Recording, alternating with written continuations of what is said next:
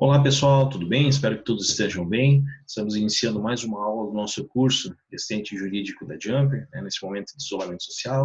Então, a recomendação é, para quem puder, fique em casa, que logo essa fase ruim vai passar. É importante que a gente possa cuidar das nossas saúdes, enfim, preservar a nossa saúde, saúde dos nossos familiares e sair de casa somente para quem realmente tiver necessidade. Bom, na aula anterior, a gente falou sobre direito constitucional, com foco nos três poderes, né? A gente viu que nós temos lá o poder legislativo, o poder executivo, o poder judiciário.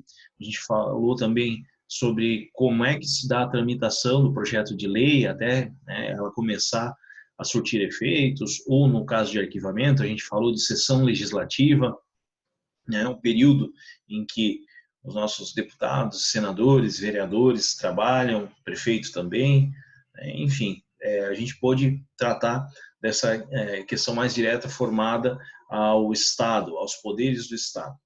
Hoje a gente vai falar então sobre a estrutura, a gente vai começar a falar sobre a administração pública e a gente vai inicialmente falar da estrutura. Quem é que pertence, né? Quem é que pertence à estrutura do Estado, à estrutura administrativa? Quando a gente fala em estrutura administrativa, a gente deve pensar que, ok, a gente arrecada impostos, a gente paga impostos e a lei diz que a gente deve ter contrapartidas, né? Serviços colocados à disposição da população. Vamos exemplificar através da educação, através da segurança, através da saúde, né? São os serviços colocados pelo Estado à nossa disposição, entre outros, infraestrutura, né? Construção de estradas, saneamento básico, enfim, vários outros serviços que devem ser colocados à nossa disposição. Então, partindo desse princípio, é importante que a gente ter a percepção de que é necessário uma estrutura, né, uma estrutura no Estado que seja definido quem é que vai administrar determinado setor, outros serviços colocados à disposição da população também, e que a gente vai estar trabalhando hoje, quando a gente fala, por exemplo, de benefícios, né, benefícios e previdência social, né, quando a gente fala em auxílio acidente, auxílio doença, aposentadoria, quem é que administra tudo isso? Então, são alguns exemplos do que a gente vai estar tratando hoje. Então, primeiro ponto, a gente precisa entender o que são entidades estatais. Quem são as entidades estatais? A gente mora a gente reside, os brasileiros, né, moram numa república federativa, né? O Brasil é uma república federativa e formado por seus estados-membros, né, do Distrito Federal. E assim, estados e municípios, né, e Distrito Federal. Assim, os entes federativos, tá? As entidades estatais, quem são? É a União, né, o Estado brasileiro, a União, os estados, membros, os municípios e o Distrito Federal. Né? Quando falar em entidade estatal, essas são as entidades estatais. Por quê? São pessoas jurídicas de direito público, tá? De direito público, todos eles sem fins lucrativos, né? Que fazem parte da organização administrativa da República Federativa do Brasil.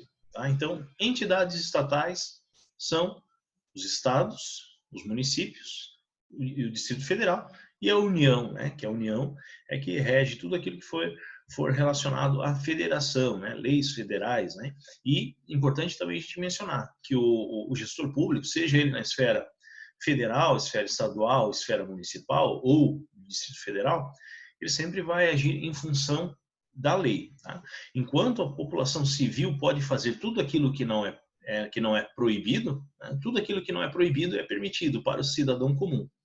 Já para o gestor público, para o administrador público, ele só pode fazer algo em função da lei, aquilo que a lei diz que ele pode fazer. Então, por isso que da arrecadação, digamos, do PIB, né? O PIB é um dos indicadores. O administrador, ele sabe que do PIB ele tem que separar tanto para a educação, tanto para a saúde, tanto para a segurança, né? Então, existem algumas alíquotas, entre outras, né? Que, digamos assim, a lei ela é rigorosa no sentido de como aplicar esses recursos. E aí, administrar a própria folha de pagamento, né? vamos imaginar, dos municípios, dos estados e da União. E além disso, aí, digamos, com o que sobra é que entra a questão de atividades discricionárias, digamos, aonde o Estado, né, o Estado brasileiro, o Estado de Santa Catarina, ou o município, aonde que vai poder investir em infraestrutura, né? Em saneamento, em pavimentação, são projetos sociais, então, e sempre por força de lei. Qualquer aplicação de dinheiro público, ele só pode ser feito, né, em função, deve haver previamente uma lei determinando aquela destinação daquele recurso. E a fiscalização rigorosa também, em todas as esferas. Tá? Então, a gente tem que pensar dessa maneira. E aí, pensando na administração pública, a gente já falou quem são as entidades.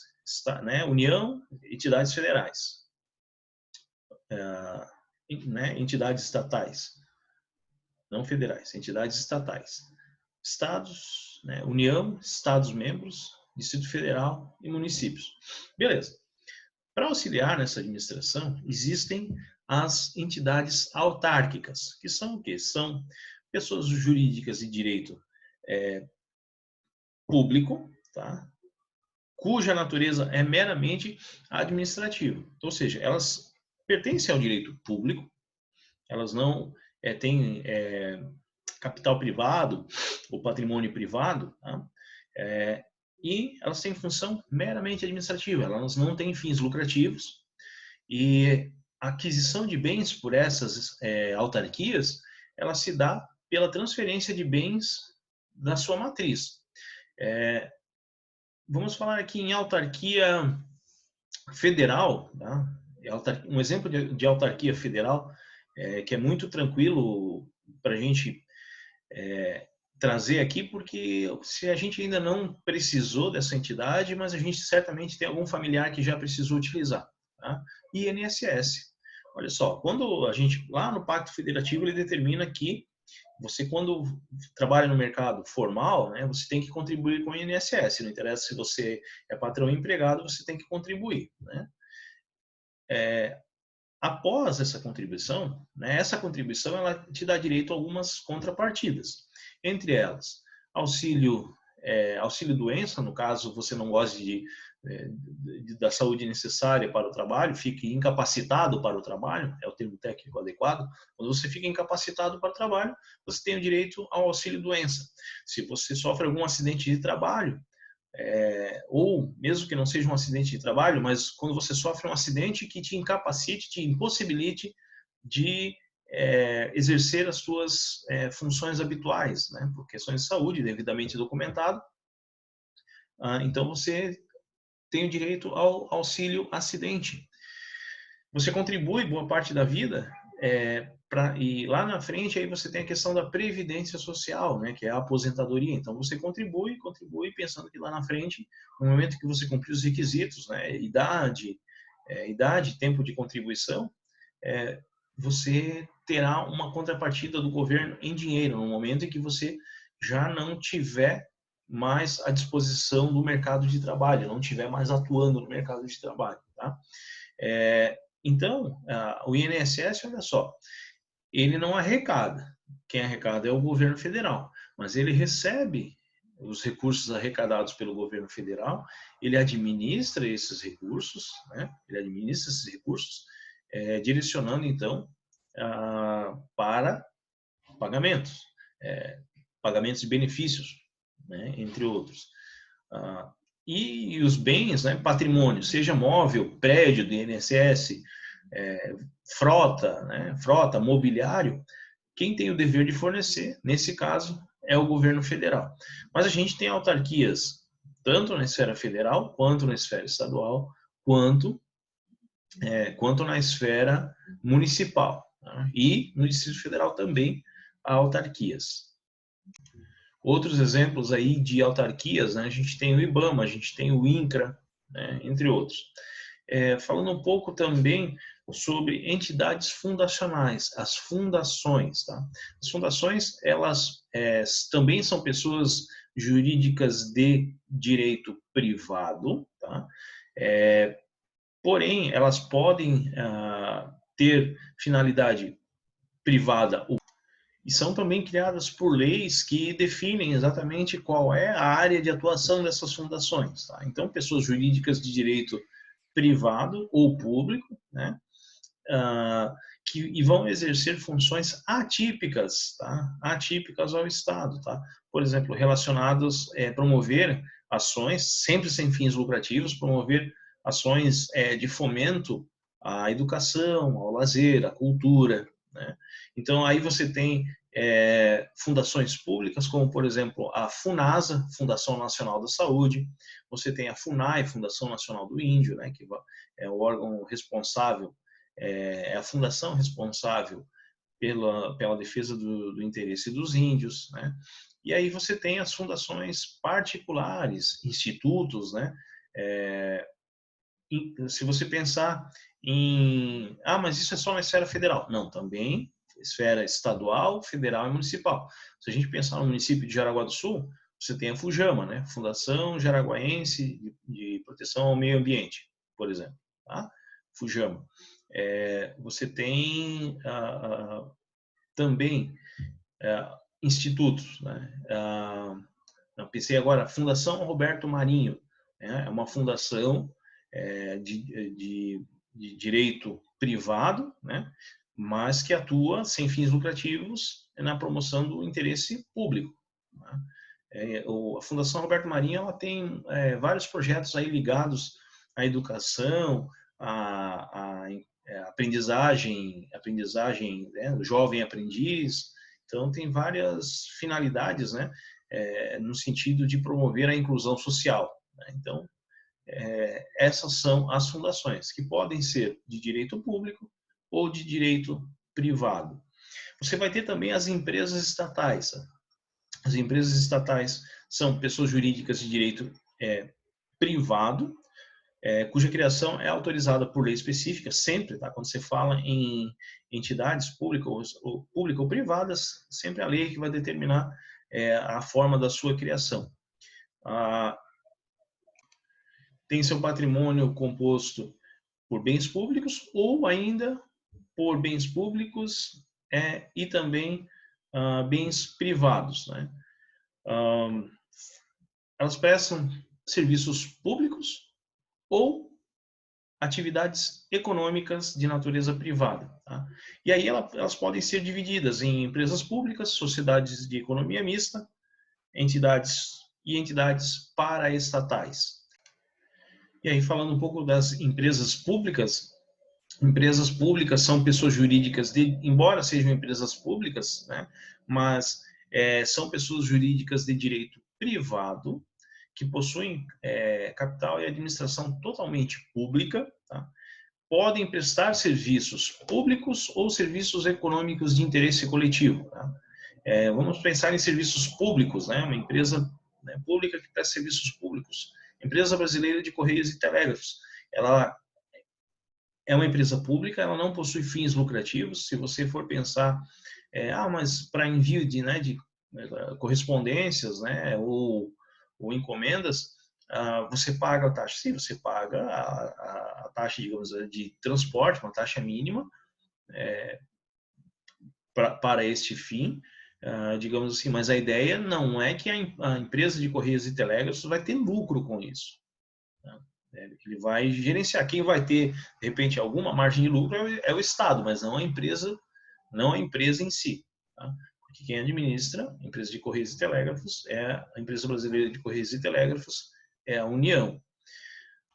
Aí você tem também um outro exemplo de empresa pública, o BNDES, né? Banco Nacional de Desenvolvimento Social, que ele recebe verba pública, né? Digamos, ele fomenta projetos de desenvolvimento social, empresas que, de alguma forma, consigam demonstrar que vão pedir empréstimos para ampliação, geração de emprego e renda. Ok, você tem uma finalidade social, você consegue, por exemplo, empréstimos a alíquotas mais baratas, né, com taxas mais baratas, com prazo melhor para pagar, porque a sua atuação tem um viés social. Tá? Então, novamente, o BNDES também não visa lucro, ele visa o quê? Desenvolvimento social, ele empresta, né, empresta dinheiro para que empreendedores possam investir e cobrando um valor abaixo das instituições, né, um valor de taxas e juros abaixo, desde que cumpridos alguns requisitos, eles estão lá na lei,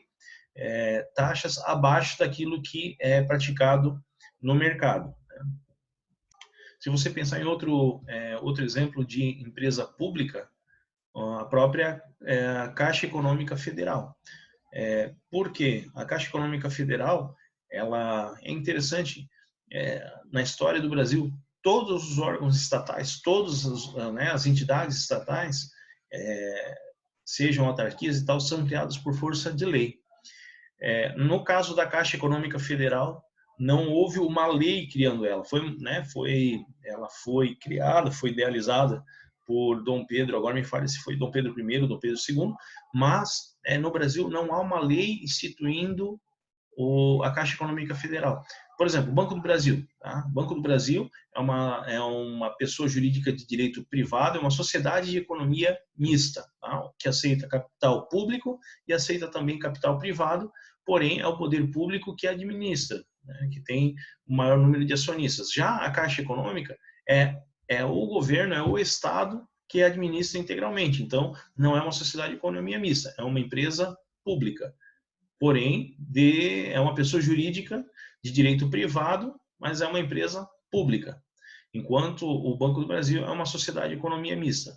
Eu falei das empresas públicas, vamos então falar sobre sociedade de economia mista. Diferentemente das empresas públicas, a sociedade de economia mista, ela visa lucro. Tá? Por quê? Porque não é o Estado, apenas o Estado que a administra. Tá? Como o capital dela é formado pelo poder público, mas também por particulares, né, através dos acionistas, que compõem ao menos, digamos assim, uma empresa, uma sociedade de economia mista, na qual o governo participa, o governo tem que ter no mínimo 51% das ações, porque é o governo que administra. Tá? Mas pensando que então tem pelo menos outros 49% de acionistas particulares, a ideia é que haja lucro, né, para que o negócio torne-se atrativo, torne-se rentável. Né? Então, sociedade de economia mista são pessoas jurídicas de direito privado que realizam prestação de serviços econômicos ou serviço outorgado pelo Estado. Se a gente pensar, então, eu falei do Banco do Brasil, mas tem outros, tem a própria Petrobras, a Eletrobras, também, né? Elas também visam lucro, daí tem o balanço anual, tem todas as regras, né, das sociedades de economia mista, todas elas previstas em lei, né? Mas são empresas que, diferente das empresas públicas, essas sim visam lucro. E, além disso, além de todas essas atividades, né, que são administradas pelo Estado, se a gente pensar não apenas na atividade em si, mas também na questão da estrutura, você tem ainda as entidades paraestatais, né? São pessoas jurídicas de direito privado que paraestatais, ficam paralelas ao Estado, né? Paralelas ao Estado, exercendo funções de interesse do Estado, mas que não são privativas do Estado. Aliás, existe uma situação que é importante esclarecer. Não são funções exclusivas do Estado. Privativa é o quê? É o Estado que ele deve fazer, mas ele pode, tá? Ele pode, em algum momento, transferir isso a particulares. Tá? Essas são as atividades privativas. As exclusivas são aquelas que ele não pode, né, o ente público ou a entidade pública não pode transferir a particulares. Então, nesse caso, as atividades paraestatais são aquelas que são do interesse do Estado, mas não é só o Estado que pode exercer. E no caso das paraestatais, elas sempre vão ter uma ligação com a educação, com a aprendizagem profissional, vamos lá, assistência ao ensino a certas categorias sociais ou grupos profissionais. E aí a gente tem o sistema S, né? SESI, SESC, SENAI, né? Entre outros, né? Então, ligados aí ao treinamento, ligados ao bem-estar social, né? Através dos convênios, né? Então, essas são as entidades, são serviços autônomos, né? Dentro das entidades paraestatais, tá? E aí a gente tem também as organizações sociais, tá? Que também são pessoas jurídicas de direito privado, que atuam no interesse público, recebem, né, não têm fins lucrativos, então recebem recursos do governo, administram esses recursos, prestam contas, né, e acabam fornecendo uma prestação de serviço ligada ao ensino, à pesquisa científica, ao desenvolvimento tecnológico, à preservação do meio ambiente, entre outros. Em alguns casos, mas pensando sempre que por força de lei, né, quando a lei determinar, essas organizações sociais elas poderão, inclusive, utilizar bens públicos, seja patrimônio, né? Pode ser prédio, pode ser frota, enfim, ela pode, digamos assim, ter a seu dispor, tá? Ter a seu dispor toda essa estrutura para a sua atuação, sendo fomentada pelo governo. Então, ela não tem fins lucrativos no seu atendimento aos interesses da população, porém, o governo acaba bancando esses custos, né? Então, essas são as organizações sociais. Como exemplo, né, a Bioamazônia, né? A Bioamazônia, que fomenta bastante assim, essa questão do desenvolvimento da tecnologia, da preservação do meio ambiente, né, naquela região principalmente. Né? Tanto, quando me refiro àquela região, é tanto a questão da preservação, quanto ao desenvolvimento de tecnologias naquela área. Agora a gente também precisa pensar o seguinte, a gente falou de estrutura do Estado, administração, então entidades, autarquias, empresas, né, estatais, economia mista, empresas públicas, tudo isso. Mas a gente precisa pensar também que a administração não é feita apenas pela sua estrutura, mas também pelas pessoas, né, pelas pessoas que fazem parte da administração, né, que vão tratar de documentação, vão atender as pessoas, vão dar andamento, né, aos processos administrativos, enfim. E essas pessoas, tá? Essas pessoas, elas são chamadas de servidores públicos, tá? Servidores públicos, por quê? Porque elas estão investidas em um cargo público, tá? E o que é um cargo público? Cargo público, né, são as atribuições, tá? São as atribuições que são desenvolvidas por um servidor público, né, em atividades essas realizadas de acordo com os interesses da população e sempre descritas na lei, tá? Quais são as atribuições. Tá? Então, o cargo público é o conjunto de atividades realizadas pelo servidor público, né, na sua atuação em atendimento às necessidades da população. Já o servidor público, né, é qualquer pessoa, né, que seja legalmente investida, né, num cargo público, né?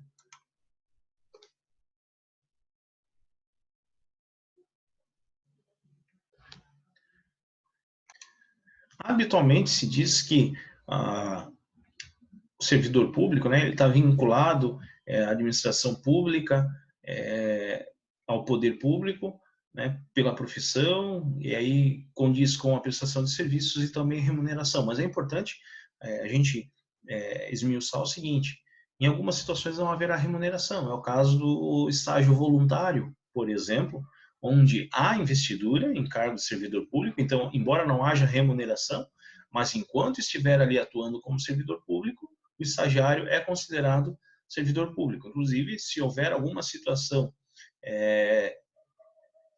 que acarreta, né, que poderá acarretar digamos assim, um imbróglio judicial, uma ação judicial, não é o servidor que responde, né? É o órgão público ao qual ele está vinculado. Tá? Vamos pensar, se é um servidor do Estado de Santa Catarina, tá? Se é seja um estagiário da Polícia Militar, lá das funções administrativas, ou aqueles ACTs, né? Vamos pensar no ACT, então. Vamos pensar no ACT. Aquele professor, não vou pensar em polícia agora. Vou pensar no professor que trabalha na escola como ACT. Ele não foi investido no cargo por concurso público, ele foi contratado diretamente por uma demanda transitória, etc. e tal. Enquanto ele estiver atuando como professor, por exemplo, se ele é professor do município e tiver alguma intercorrência envolvendo esse professor, quem responde não é o professor, quem responde é o município. Por quê? porque foi o município que possibilitou que esse professor ali estivesse atuando, né?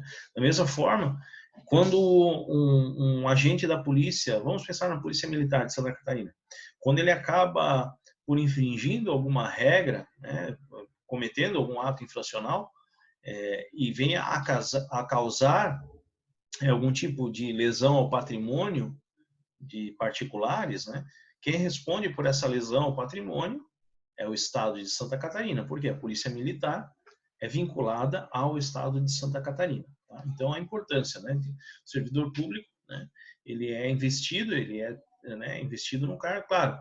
E aí é importante a gente dizer também, de que forma que se investe em cargo público? Via de regra, concurso público, né? Concurso público, no qual você toma posse, há 3 anos de estágio probatório, então, nos 3 anos ali, são verificados se o servidor público, se ele preenche os requisitos daquele cargo, se ele consegue realizar com excelência as atividades previstas no edital, né, para aquela atividade. Após 3 anos, ele adquire estabilidade. Então, nos primeiros 3 anos, durante o estágio probatório, o servidor público ele não pode ser, aliás, ele pode ser demitido, tá? Ele pode ser demitido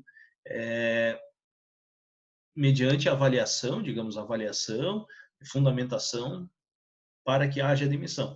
Após 3 anos, tá? Após 3 anos de serviço público, após passar pelo estágio probatório, o servidor público ele só pode ser demitido em 2 situações. 3, aliás. Uma, quando ele faz o pedido de exoneração, né, o pedido de demissão. Outra, aliás, é o pedido de exoneração. Demissão é quando ele é mandado embora. Então, quando ele faz o pedido de exoneração. 2, ele pode ser demitido desde que haja um processo administrativo no qual ele possa, né, se defender, né, apresentar defesa, apresentar tudo aquilo que entender de direito, e após uma sindicância ele pode ser demitido sim, mesmo sem processo judicial. E também pode vir, esse processo administrativo ele pode vir a ser uma ação judicial, e lá na ação judicial pode ser determinada a demissão do funcionário. Né? Então, são essas as 3 possibilidades. A gente falou de investidura no cargo, né? Maneira de ingressar no cargo público, maneira da pessoa virar um servidor público. Existem outras maneiras também. São chamados cargos de confiança ou cargos comissionados, né? Que são o quê? São pessoas que são nomeadas para atuar como servidor público normalmente, assim, não é que a lei determine um período, tá? Mas é que normalmente o que acontece são figuras políticas, né? Vamos imaginar, o prefeito, né? O prefeito se elege, ele precisa nomear um secretário da saúde. Normalmente, o prefeito ele nomeia um secretário da saúde que é vinculado ao seu partido, né?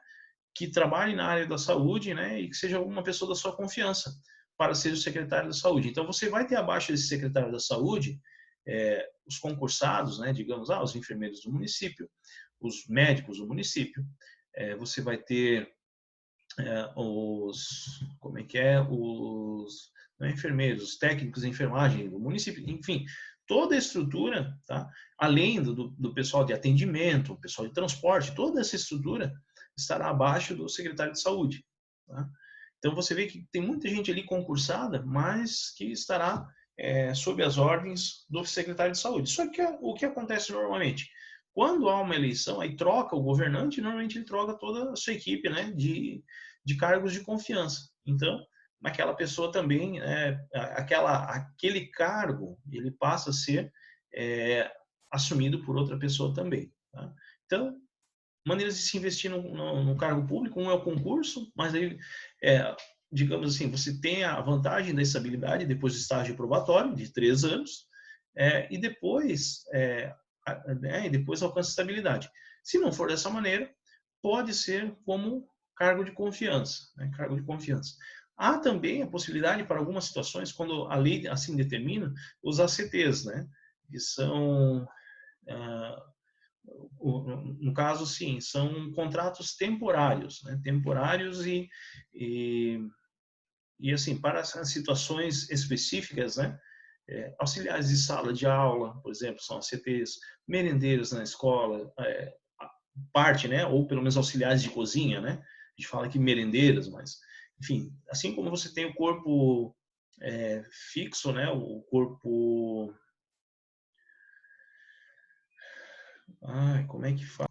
Assim como você tem o contingente que a lei determina, que tem que ter número de funcionários e tal, em algumas situações pode haver um aumento da demanda e uma lei municipal, a gente está usando o exemplo do município, mas pode ser isso na rede estadual, pode ser algo na rede federal, tá? Dependendo do serviço prestado, dependendo do aumento da demanda, poderão ser contratados, então, ACTs, né?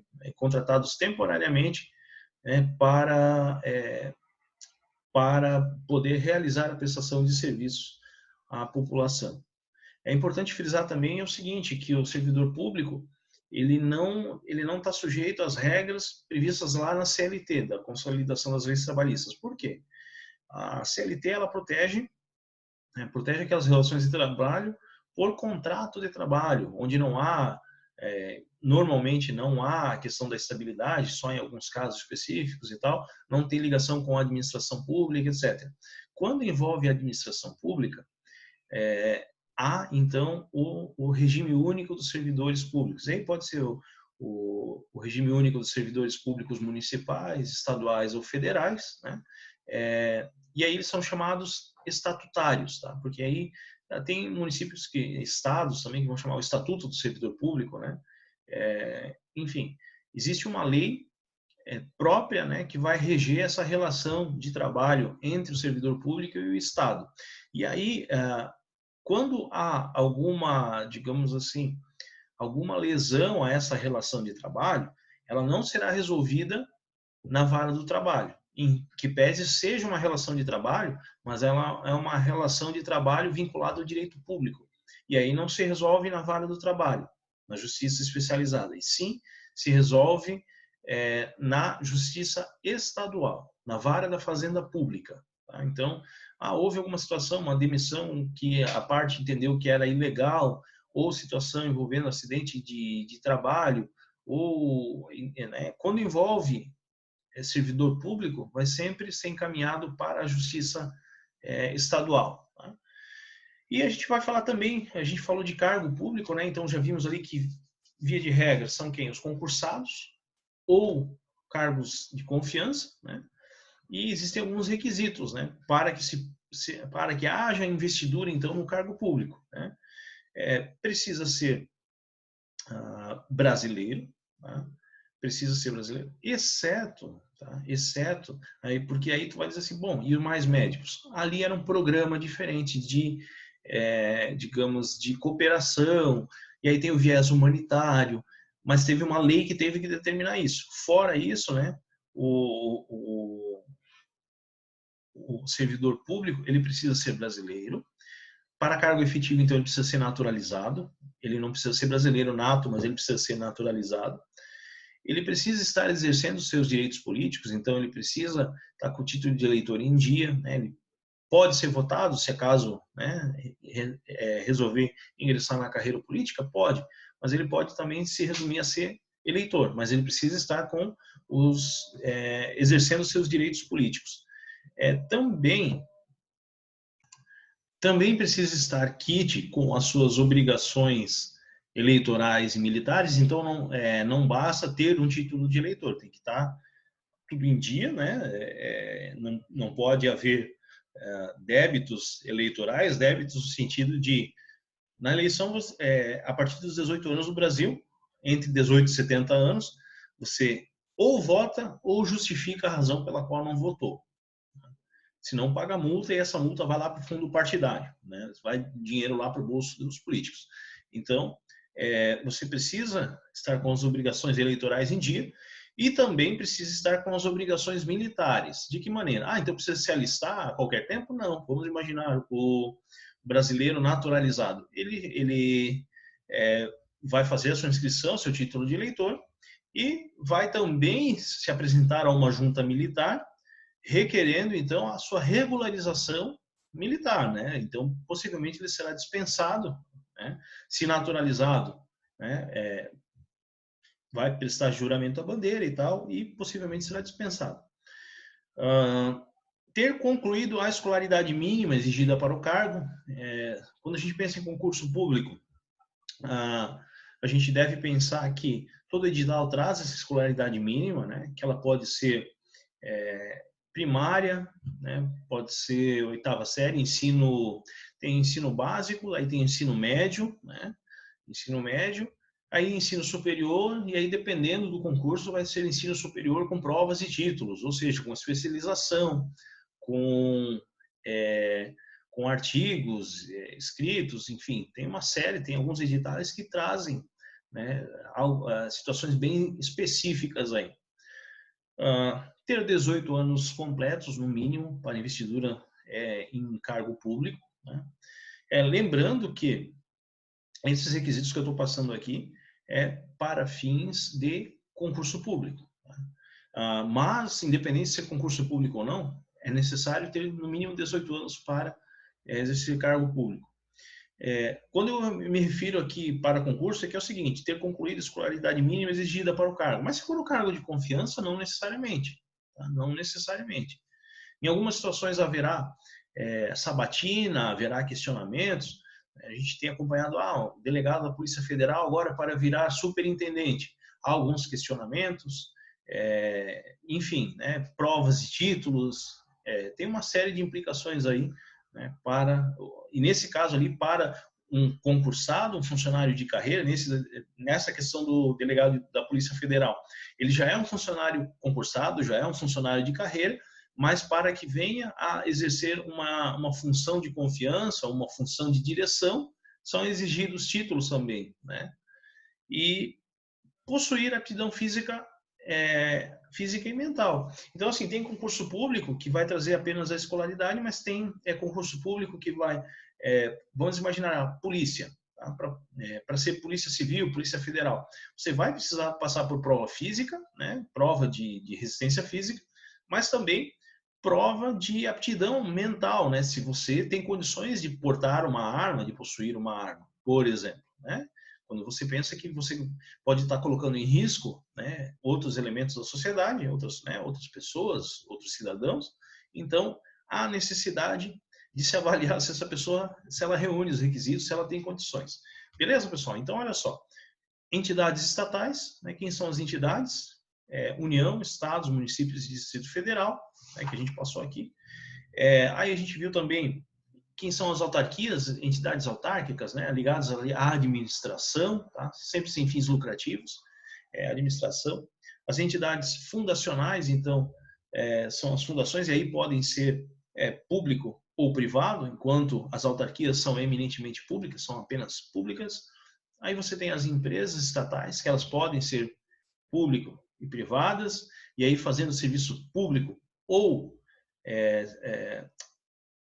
vamos lá, empresas públicas, ou prestando serviço público ou serviços econômicos, né, de interesses a particulares. E aí você tem as sociedades de economia mista, as entidades paraestatais ligadas, então, à educação, né,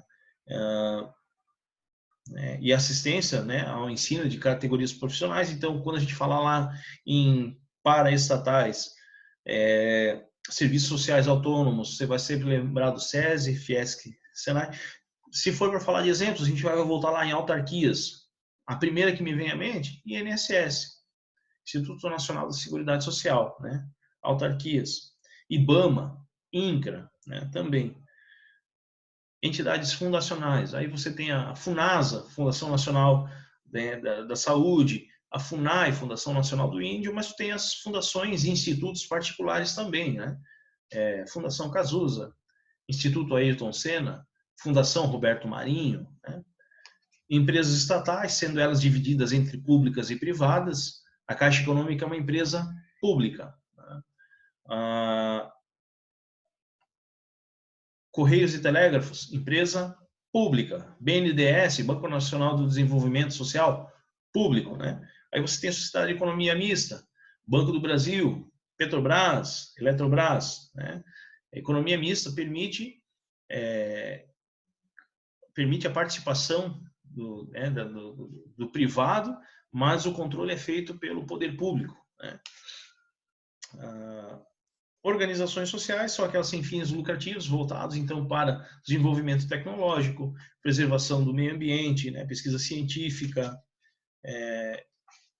e também a cultura e a saúde, né? Então, dei o exemplo antes ali da bioamazônia, né, sustentabilidade da Amazônia, preservação, né? E aí a gente falou também do funcionalismo público, requisitos, características, né, função e tal. Pessoal, a gente tem ali um exercício na página 31, tá, da nossa apostila. Ele é bem tranquilo, 31 e 32, 4 exercícios ali, que eu peço que vocês façam e me retornem ali pelo WhatsApp, né, devolvam esses exercícios respondidos, porque eles são necessários ali para o nosso registro de frequência nesse momento em que as aulas são EAD. Ele é, digamos assim, ele é um requisito necessário, tá? A escola é obrigada a se pautar no registro de frequência para que o certificado possa ser emitido ao final do curso, sob pena de ou você não receber o certificado ou ter que cumprir essa frequência ao final do curso. Então é muito importante, pessoal, tá? A gente precisa entregar os exercícios. Joia? Pessoal, obrigado. A aula de hoje, né, seria isso, né? Esse é o conteúdo para hoje, né? Com conteúdo, exercício. Qualquer dúvida, estou à disposição. Quero deixar aqui um grande abraço, que vocês possam ter uma excelente semana e até a aula da semana que vem. Até mais.